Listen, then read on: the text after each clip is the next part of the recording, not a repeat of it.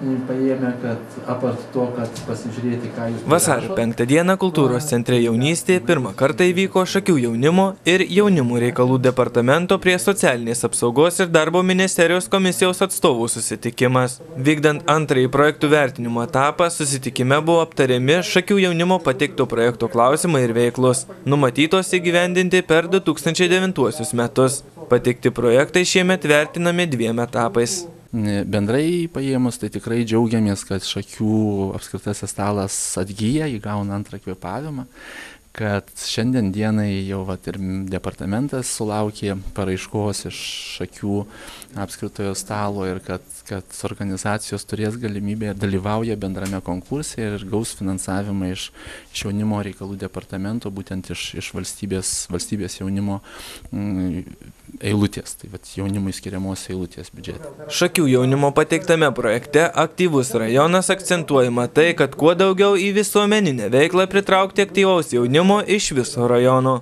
Iš jaunimo reikalų departamento šakiečiai tikisi gauti per 20 000 litų. Martino Eimučio pastebėjimo paprastai aktyvi jaunimo veikla vyksta rajono centre. Idėja pritraukti 20 jaunų žmonių iš atskirų rajono kampelių. Gavus finansavimą tikimasi suorganizuoti įvairių akcijų, konferencijų. Tikimasi, kad rajono jaunimas susidomės visuomeninę veiklą. Tuo pačiu atsiskleis ir imsis iniciatyvinės veiklos. Projekto įgyvendintoje planuoja surasti iniciatyvinę grupę, kuri tęstų pirmtakių padarytus darbus. Programoje numatytos 2 konferencijos, kurių metu bus mokoma lyderio ugdymo ir renginių organizavimo ypatybių.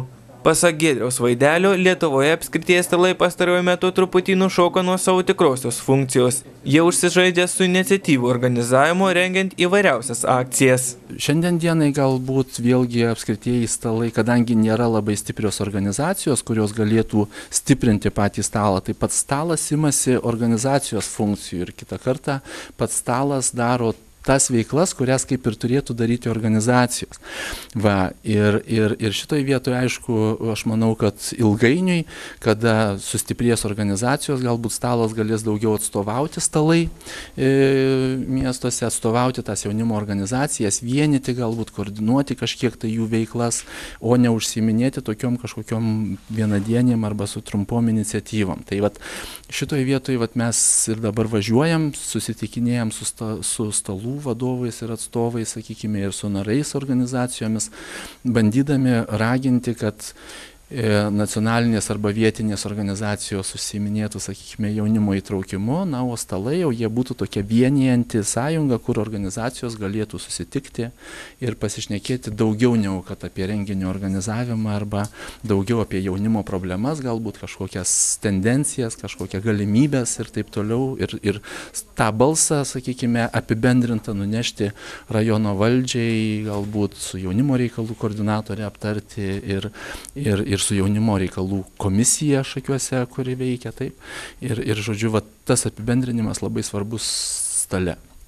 Jaunimo departamentas šiemet aplankė 16 apskritojo stalo organizacijų visoje Lietuvoje ir dar 22 jaunimo organizacijas, kurios taip pat tikisi gauti finansavimą iš departamento. Šakių jaunimas savo pateiktam projektui prašo per 20 000 litų. Kokio dydžio paramą gaus projekto sudarytojai paaiškės tik vasario pabaigoje. Visiems pretendentams į paramą šiais metais yra numatyta maždaug 200 000 litų. Giedrė Plečkaitytė, Darius Pavalkis, Draugas TV.